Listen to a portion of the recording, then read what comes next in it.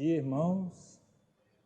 Vamos continuar aqui, o nosso estudo sobre as boas obras. Hoje, a aula 3.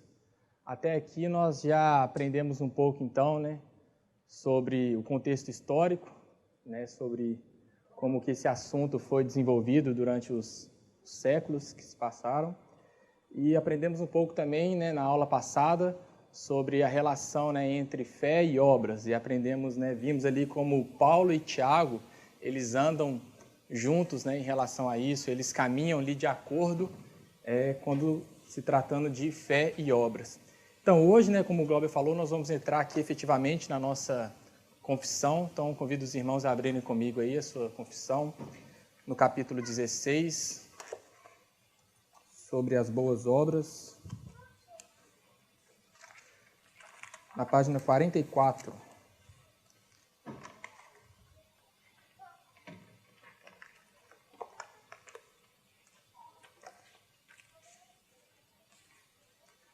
Nós vamos trabalhar aqui da seguinte forma, Vamos trabalhar com o sistema de perguntas e respostas.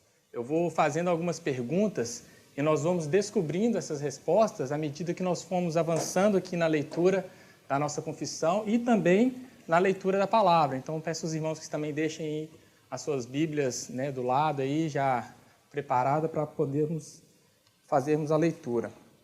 Então, irmãos, quando nós falamos a respeito de boas obras, talvez logo vem na nossa mente a ideia de obras como católicos e espíritas fazem bastante, que tipo alguma obra social, algum ato de caridade, como, por exemplo, distribuir sopão para os mendigos na rua, ajudar aquelas pessoas que sofreram por algum desastre natural, ou doar seus bens aos mais pobres.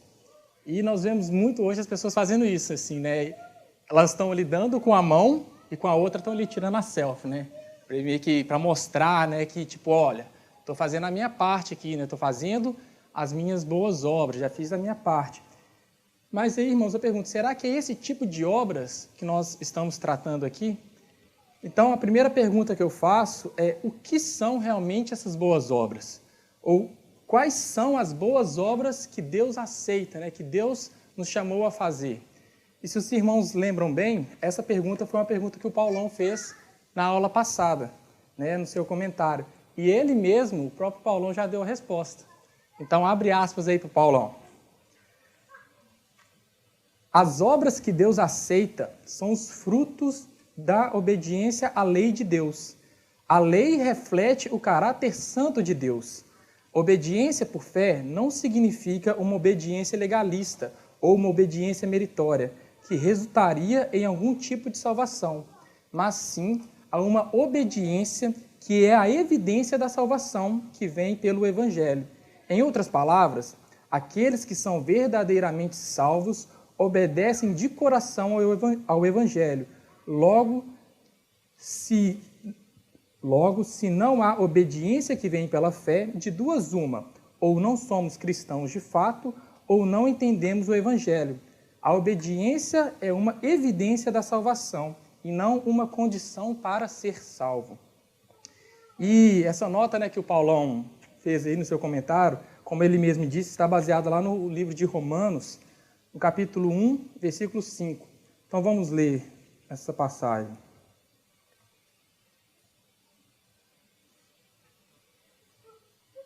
Romanos 1,5 diz assim: por meio dele e por causa do seu nome, recebemos graça e apostolado para chamar dentre todas as nações um povo para a obediência que vem pela fé. E o que o Paulão falou aqui no seu comentário está completamente de acordo com o primeiro parágrafo aqui da nossa confissão, do capítulo 16. Acompanha comigo aí a leitura na sua apostila. Boas obras são somente aquelas que Deus ordenou em sua santa palavra, e não as que, sem autoridade dela, são realizadas por homens movidos por um zelo cego ou sob qualquer outro pretexto de boa intenção. Então, nós vemos aqui que a pergunta da nossa resposta vem logo na primeira frase aqui, do primeiro parágrafo. Vamos por parte aqui. Boas obras são... a pergunta então é, quais são as obras que Deus aceita, né? O que são essas boas obras? Boas obras são somente aquelas que Deus ordenou em sua santa palavra. Vamos ver aqui então o que a palavra de Deus diz. Abre comigo aí em Miqueias 6:8. Não sei se está passando aqui atrás. Não vai passar, né, Eduardo? Não vai passar ali atrás os versículos? Tá bom. Então, Miqueias 6:8.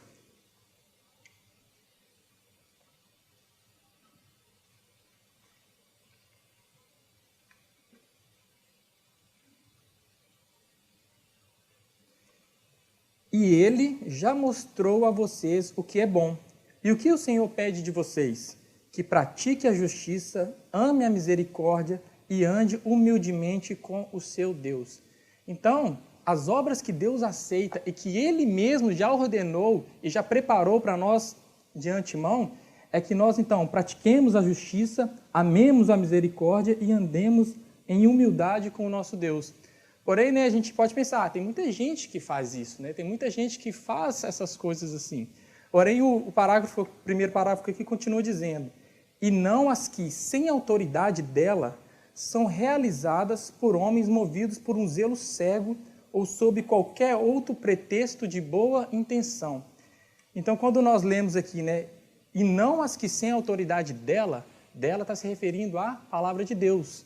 Né? As pessoas às vezes fazem, mas não de acordo com esse padrão, não de acordo com o que Deus estabeleceu aqui em sua palavra. E continua dizendo aqui, né, são realizadas por homens movidos por um zelo cego ou sob qualquer outro pretexto de boa intenção.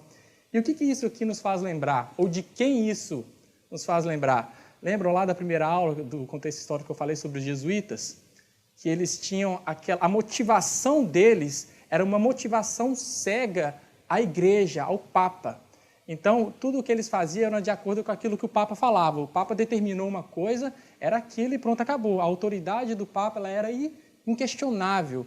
Né? Então, a obediência deles não era uma obediência à lei e à palavra de Deus, mas era uma obediência aos mandamentos humanos.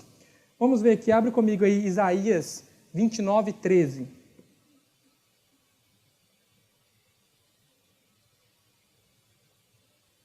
Diz assim, o Senhor diz, esse povo se aproxima de mim com a boca e me honra com os lábios, mas o seu coração está longe de mim. A adoração que me prestam é feita só de regras ensinadas por homens. Mateus 15:9 também vai dizer a respeito disso. Mateus 15, versículo 9. E em vão me adoram, ensinando doutrinas que são preceitos humanos. E aqui, irmãos, eu queria ressaltar algo importante. Quando nós falamos, né, lá na primeira aula sobre aquele contexto histórico, é importante lembrar que a maior parte do tempo que nós falamos ali, da história, está se referindo a um período do tempo que é chamado da Idade Média, que também ficou conhecido como a Idade das Trevas. Naquele tempo, né, o pessoal eles não tinham acesso à Bíblia. Era aquilo que a igreja falava para eles, eles tinham que fazer. Então, todo o ensinamento, tudo o que eles criam era baseado na doutrina do medo, né, na cultura do medo. Então, eles faziam aquilo por medo do que a Igreja Católica falava que eles tinham que fazer. Porque se eles não fizessem isso, caso contrário, eles não fizessem aquilo que era ordenado e que a Igreja Católica dizia ser o certo, eles poderiam ir direto para o inferno. Né? Certas obras, se não fossem realizadas, eles nem iam para o purgatório, como eu falei, aquele lugar intermediário entre o céu e o inferno. Eles já iam direto para o inferno. Então, por medo, eles faziam essas obras. E o que acontece hoje, irmãos, no nosso dia de hoje, é que muitas igrejas trocaram essa doutrina do medo pela diabólica teologia da prosperidade.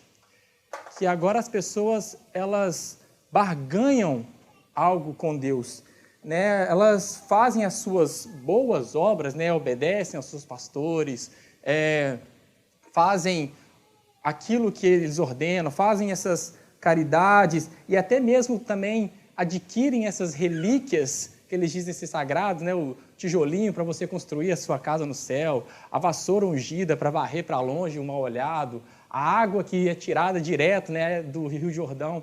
Então, essas coisas as pessoas fazem não mais por causa do medo, que antigamente as pessoas faziam, mas sim por querer conquistar algo de Deus, como se Deus tivesse a obrigação de, por causa disso que eu estou fazendo, Deus tivesse que me retribuir com bênçãos, com prosperidade. E algo que me deixa mais assim entristecido é porque quando a gente olha para o passado, a gente acha engraçado como que as pessoas acreditavam nisso, né? Como que elas acreditavam que elas realmente estavam comprando ali, como eu falei, citei na primeira aula, a pena da pomba do Espírito Santo. Como que elas acreditavam que elas estavam comprando um pedaço da cruz de Cristo. Porém, irmãos, como eu falei, é importante lembrar que esse era um período que o povo era totalmente ignorante, eles não tinham esse acesso à Bíblia. E hoje, irmãos, hoje nós temos a Bíblia em nossas mãos. Nós temos na nossa língua, em várias versões, com aplicativos aqui que a gente leva para cima e para baixo, e o povo continua comprando essas ideias, comprando essa ideia de que, através de algo que fazemos, algo que, pelas nossas obras, né, como eu falei, Deus é obrigado agora a nos restituir com bênçãos materiais, com prosperidade, e isso nos torna pior do que aqueles ainda no passado, né? Então, isso nos leva a uma próxima pergunta, que é: por que então nós realizamos boas obras? Ou por que nós devemos realizar as boas obras? Então, vamos ler aqui o segundo parágrafo da nossa confissão. Essas boas obras, feitas em obediência aos mandamentos de Deus, então essas boas obras que ele já especificou aqui no primeiro parágrafo. Essas boas obras, feitas em obediência aos mandamentos de Deus, são os frutos e a evidência de uma fé viva e verdadeira. E aqui ele cita o caso, né, de Abraão, e eu já falei dele também da aula passada, nós não vamos ler de novo, que fala que a evidência de que Abraão foi realmente justificado e salvo foi o ato da obediência dele a Deus em entregar o seu filho como sacrifício. Então, essa foi a evidência, a obra de Abraão em obediência ao mandamento de Deus. E, né, a pergunta, a nossa resposta, né, por que nós devemos, então, fazer essas boas obras, vem logo em seguida aí no parágrafo que nós estamos lendo. E por ela, os crentes manifestam a sua gratidão, fortalecem sua confiança, edificam os seus irmãos, adornam a profissão do Evangelho, fazem calar os adversários e glorificam a Deus, de cuja feitura são criados em Cristo Jesus para isso mesmo, a fim de que, tendo o seu fruto para a santificação, eles possam ter por fim a vida eterna. E a confissão aqui, ela cita, né, referência para todos esses motivos que eu acabei de ler aqui. Eu selecionei apenas alguns para a gente ler. Então, acompanha comigo também a leitura aí. 1 João 2, versículo 3.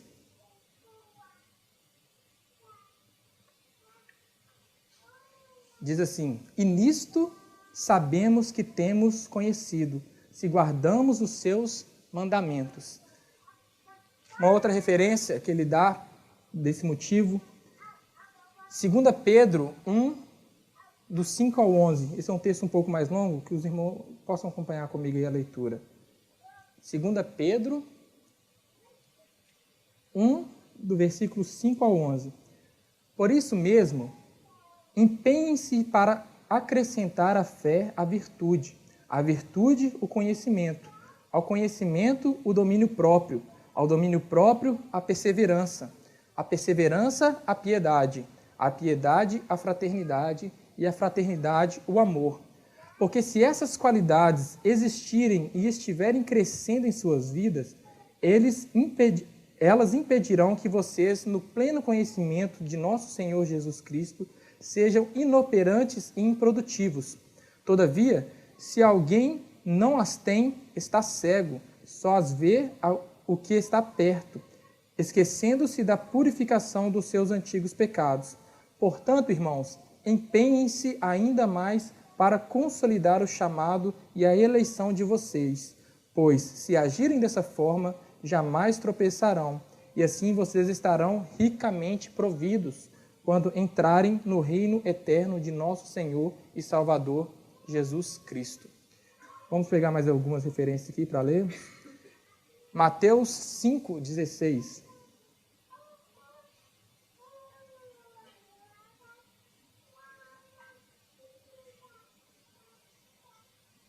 Diz assim: e em vão me adoram, ensinando doutrinas que são preceitos... Não, esse aqui era do outro, acho que eu pulei aqui.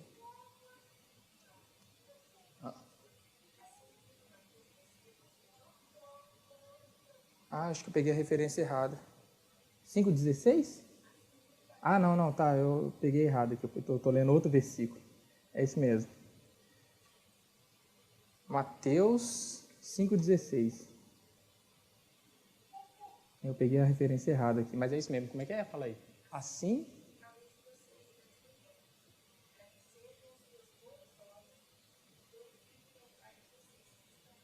para glorificar ao Pai de vocês que estás nos céus.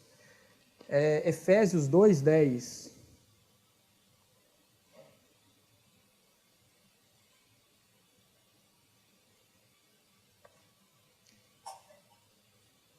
Porque somos criação de Deus, realizada em Cristo Jesus para fazermos boas obras, as quais Deus preparou antes para nós a praticarmos. E mais uma referência para terminarmos essa parte. Romanos 6,22, a respeito do por que fazemos essas boas obras. Romanos 6,22.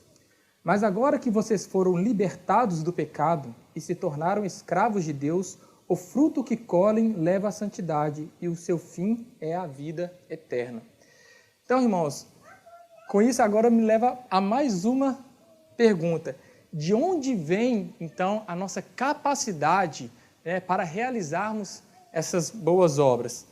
E quem vai responder essa pergunta para a gente é o pastor Carlos, com o comentário que ele fez na aula passada, né? E hoje também com a pregação endossou mais ainda essa resposta.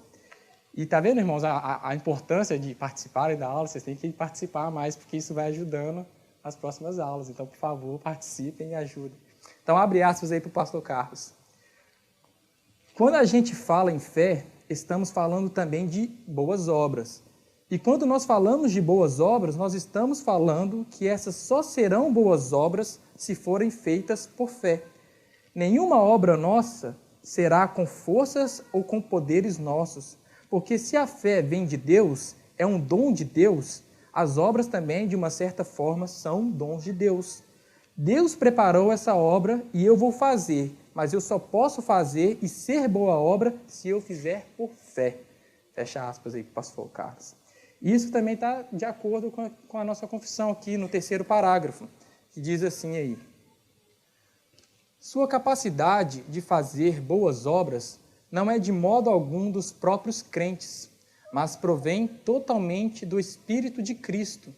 E para que os crentes possam desempenhar as boas obras, além das graças que já receberam, é necessária uma influência do mesmo Espírito operando neles, tanto o querer como o efetuar, segundo a sua boa vontade. Vamos ver aqui algumas referências. João 15, o 4 e 5. João 15, 4 e 5. Diz assim: permaneçam em mim e eu permanecerei em vocês. Nenhum ramo pode dar fruto por si mesmo, se não permanecer na videira. Vocês também não podem dar fruto se não permanecerem em mim. Eu sou a videira, vocês são o ramo. Se alguém permanecer em mim e eu nele, esse dará muito fruto, pois sem mim vocês não podem fazer coisa alguma.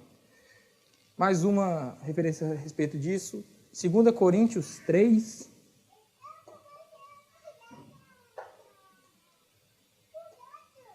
Segundo Coríntios 3, 5. Não que possamos reivindicar qualquer coisa com base em nossos próprios méritos, mas a nossa capacidade vem de Deus. E isso agora nos leva a uma outra pergunta, né? Qual deve ser, então, a nossa postura? Ou qual deve ser a postura do crente em relação a essas verdades? Aí agora, então, nós vamos abrir aspas para o nosso irmão Emerson, que também já nos respondeu, nos adiantou essa resposta na aula passada. Diz assim: o que nós temos que ter sempre em mente e no coração é de que tudo o que nós vamos fazer é para a glória de Deus. Não adianta nada você ter todo um discurso a respeito das obras, você ter todo um conhecimento profundo das obras, mas se esse pensamento e essa atitude não estiverem voltadas para a glória de Deus. E o apóstolo Paulo já nos diz isso em 1 Coríntios 10, 31, fala a respeito disso, que tudo aquilo que fizermos, tudo aquilo que vamos fazer, seja comer ou beber, nós temos que fazer tudo para a glória de Deus. Fecha aspas aí para o Emerson. E isso que o Emerson também já nos adiantou, está totalmente de acordo com o restante aqui do terceiro parágrafo da nossa confissão, que diz assim: isso, porém, não significa que eles devem tornar-se negligentes, como se não tivessem a obrigação de cumprirem um dever, senão quando movidos de maneira especial pelo Espírito. Antes, eles devem ser diligentes em desenvolver a graça de Deus que neles há. Vamos ler Hebreus 6, 11 e 12.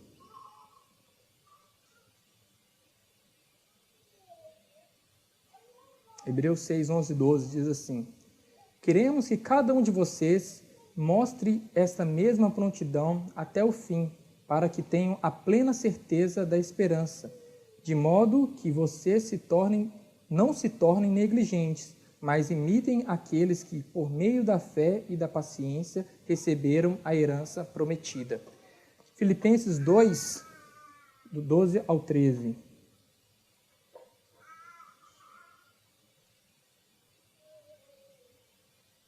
Filipenses 2, 12 e 13 diz assim: assim, meus amados, como sempre vocês obedeceram, não apenas na minha presença, porém muito mais agora na minha ausência, ponham em ação a salvação de vocês, com temor e tremor, pois é Deus quem efetua em vocês tanto o querer quanto o realizar, de acordo com a boa vontade dele.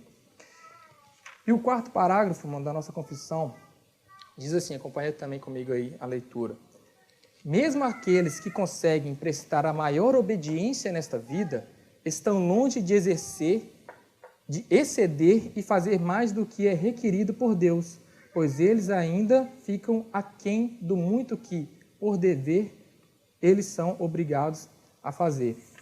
Vamos ler aí Jó, capítulo 9,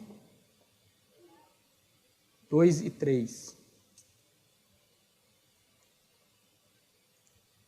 Diz assim: eu sei muito bem que as coisas são assim, mas como é que uma pessoa pode provar a Deus que ela está com a razão? Quem se atreve a discutir com Deus? Ele pode fazer 1000 perguntas a quem ninguém é capaz de responder. Gálatas 5,17. Pois a carne deseja o que é contrário ao Espírito, o Espírito o que é contrário à carne. Eles estão em conflitos um com o outro, de modo que vocês não fazem o que desejam. E a última referência aqui, Lucas 10, 17 e 10.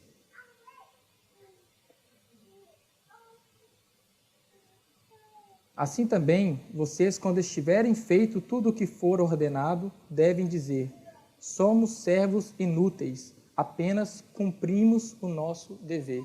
E é isso aqui que Paulo vai combater, naquilo que eu estava falando na aula passada, né? Aqueles legalistas que diziam que pela obediência à lei, pela obediência àquilo que eles faziam, eles poderiam alcançar a salvação. E aqui a nossa confissão ela é bem clara, deixa bem claro a respeito disso.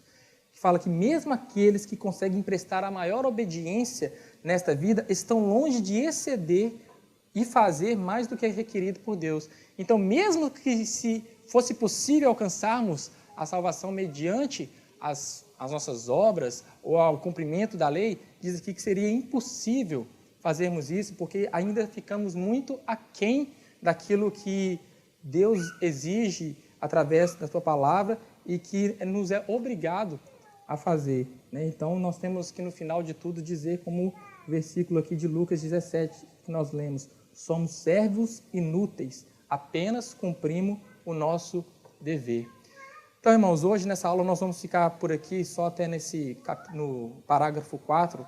Na semana que vem, se assim Deus permitir, nós vamos terminar esse nosso capítulo sobre as boas obras. Então, agora, abre aí para os irmãos já me ajudarem para a próxima aula. Se quiserem compartilhar algo, quiserem. Paulão, fala. Pastor Carlos? Mais abre aspas. Vou anotando já. Não, eu só estou observando uma coisa aqui, que numa leitura rápida, aqui na confissão, pode gerar uma dúvida. Deixa eu ler aqui, se vocês estão vendo a mesma coisa que eu estou vendo pelo novo, né? No parágrafo 2, vou tentar resumir para não ler todo o parágrafo aqui. Ele está falando sobre as obras, né, que vão ser feitas em obediência e tal, e é fruto disso e tal.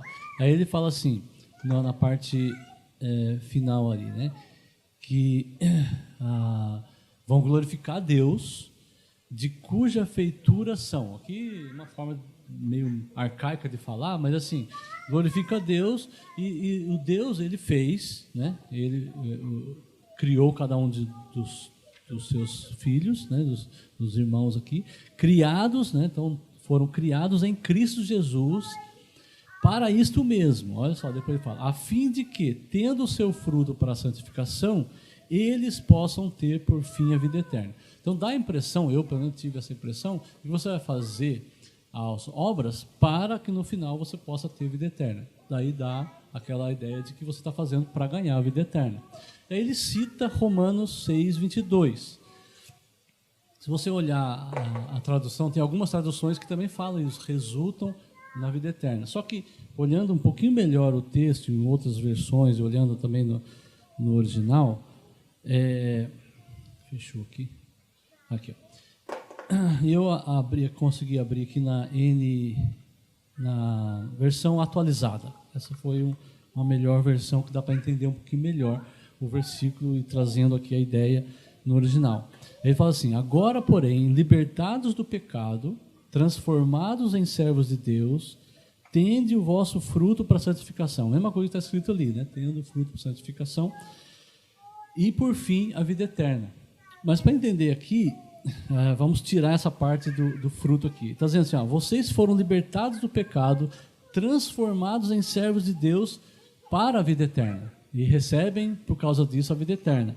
E aí o fruto da santificação de vocês, a obra de santificação, a obra de vida, essa expressão da vida cristã, é coerente com quem tem a vida eterna. Então, talvez a gente poder ou explicar ou reescrever a confissão assim, seria no sentido de que nós fomos criados em Cristo Jesus para a vida eterna, né? E que para a vida eterna, a fim de que expressemos as nossas obras como fruto para a santificação. Esse seria talvez melhor para entender do que deixar como uma leitura muito rápida, ou uma leitura que alguém possa olhar e falar, eu vou fazer obra para ter a vida eterna. Não é o que o texto está falando, mas pode, no caso da confissão aqui, que não é uma coisa inspirada, ela pode estar levando para esse lado. Só uma observação, mas o Cláudio vai responder. Na verdade, esse assunto o Paulão discutiu sobre isso também. Ele tinha não entendido que a confissão estaria falando sobre a salvação por meio das obras que alcançaria, porque, na verdade, todo o contexto está falando o contrário disso, né? E aí, no nosso embate lá, na nossa pesquisa, nós descobrimos que a ideia daqui do fim é trabalhar a mesma ideia que está no capítulo de Romanos, né? 6, 22, que fala aqui nessa versão NVI, que está aqui assim, e o seu fim é a vida. Esse fim, né, dá a ideia da finalidade, né, como o resultado final, né, das evidências que foram demonstradas por meio das suas obras. As obras, conforme já foi dito no primeiro parágrafo, no segundo parágrafo também, que você só pode obedecer ela por conta do Espírito Santo. Então, o contexto da confissão deixa claro que não há espaço para uma possível salvação por meio das obras, né? Na verdade, ela está combatendo isso. O que nós temos como problema aqui é, na verdade, uma mal elaboração da tradução da confissão. E, de fato, essa tradução que nós temos em mãos, tem uma outra tradução mais antiga, ela é um pouquinho melhor que essa, mas essa daqui, de fato, por ela possam ter por fim a vida, ela parece demonstrar que a gente vai ter por fim, como consequência a vida eterna por conta das nossas boas obras. Mas a ideia aqui é a finalidade final, né, do crente que foi santificado, que foi justificado, que está conectado com o capítulo anterior, que antecede também as boas obras, que é o capítulo todo da soteriologia. Nós devemos nos lembrar que esse ponto, o capítulo 16, ele parece que está solto aqui, mas ele está dentro dos capítulos que falam a respeito da salvação. E está aqui exatamente para combater essa ideia que pode ser mal entendida aqui nesse ponto, né? Mas a gente deve ler esse ponto levando em conta todo o contexto do capítulo 16 e também os capítulos do 8 até o capítulo 19, capítulo 18, que trata a respeito da doutrina da salvação. Se a gente fizer assim, nós vamos entender que é impossível que a confissão tenha defendido uma ideia de salvação por meio de obras nesse ponto, tá bom? Então, talvez se alguém ficou com dúvida aqui, o Paulão vai ler o parágrafo 5 aqui. Assim, então, pelas nossas melhores obras, não podemos merecer da mão de Deus o perdão de nossos pecados ou a vida eterna, visto ser grande a desproporção que há entre elas e a glória por vir, e a infinita distância que há entre nós e Deus, a quem não podemos ser úteis por meio delas, nem satisfazê-lo pela dívida dos nossos pecados anteriores. Mas quando tivermos feito tudo o que pudermos ter feito, somente o nosso dever e somos servos inúteis. Aí nós tínhamos chegado a esse ponto também, né? Esqueci. Mas não precisa abrir aspas para o Paulão, não, porque ele só leu a confissão. Aqui é a confissão. Ok. Mais alguém?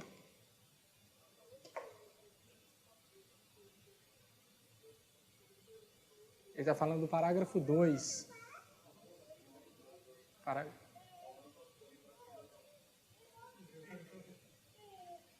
Ok. Mais alguém quer comentar alguma coisa? Fala aí. Não?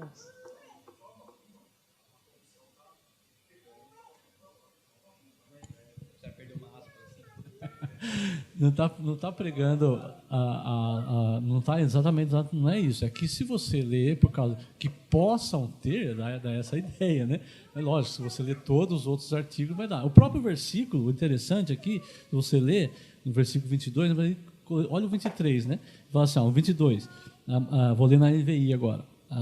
Mas agora que vocês foram libertados do pecado, se tornaram escravos de Deus, o fruto que colhe leva à santidade e o seu fim é a vida eterna. Pois, aí agora só olha o versículo 23 que vai quebrar qualquer coisa, interpretação errada. Pois o salário do pecado é a morte, mas o dom de Deus é a vida eterna, em Cristo Jesus nosso Senhor. Então, está claro aí que o versículo 22 nunca vai apontar para as obras, né? É uma dádiva do nosso Deus, né? Essa tradução aqui é um pouquinho melhor, né? Dessa da confissão aqui, ó. É uma mais antiguinha um pouquinho, ó. Para que tenhamos nosso fruto para a santificação e por fim, né? Então, eu prefiro essa tradução aqui nesse ponto. Eu vou ler aqui para vocês, que eu mostrei para o Carlos aqui, essa tradução que eu mencionei, antiga, que fica exatamente igual ao texto. E, ao meu ver, essa seria a melhor tradução para a confissão, né? Porque já que está fazendo uma referência direta ao texto. Diz assim, lá depois do número 8 aí, que você está vendo na sua confissão, no parágrafo 2, né? Para que tenhamos o nosso fruto para a santificação, vírgula, e por fim, a vida eterna. Aí fica exatamente como está no texto. De fato, eu concordo que, nesse debate que eu tive com o Paulão mesmo, que não foi muito bem traduzido esse ponto aqui e pode deixar a entender se pegar alguém aí despercebido, né? Então, vamos orar então para terminar a aula. Vai orar? Quando vai orar então?